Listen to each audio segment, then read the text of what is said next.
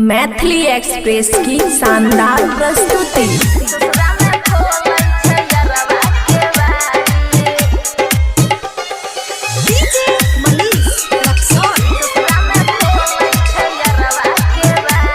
खुशी recording studio बलुआहा। हमरे चक्कर में बनला यार ब्रह्मचारी, हमरे चक्कर में बनला यार ब्रह्मचारी।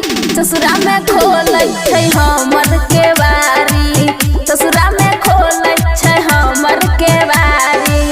पहिले त रहिए गे ओकरे प्यारी, पहिले त रहिए गे ओकरे प्यारी। ससुरा में खोलै छै हमर केवारी, ससुरा में खोलै छै हमर केवारी।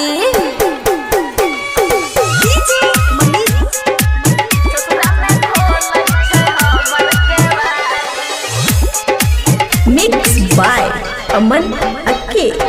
पहले तो सखी गे ओकरा देखलिए, तब गे हम ओकरा लव यू कहलिए।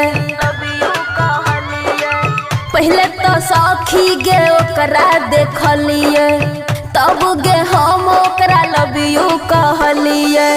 कब कब दाई रहे किन के साड़ी, कब कब दाई रहे किन के साड़ी। ससुरा में सखी गे खोलै के बारी, ससुरा में सखी गे खोलै के बारी। बुझली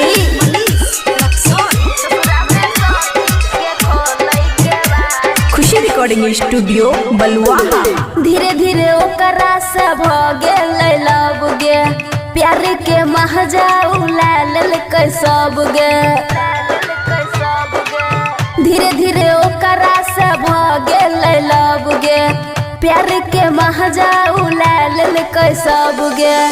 ओकरा बिना के ना जीवन सवारी, ओकरा बिना के ना जीवन सवारी।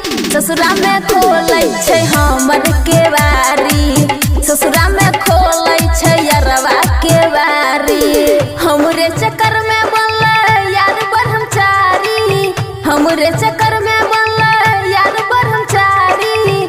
ससुरा में खोलै छै हमर केवारी, ससुरा में खोलै छै हमर केवारी।